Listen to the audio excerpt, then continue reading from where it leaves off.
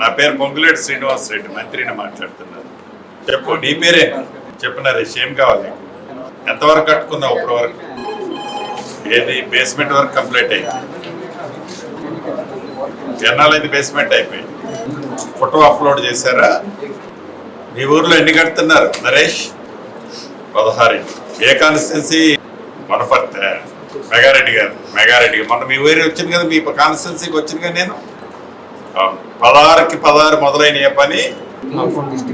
Phone number చెప్పు. ఈరోజే open అయింది ఇది యాప్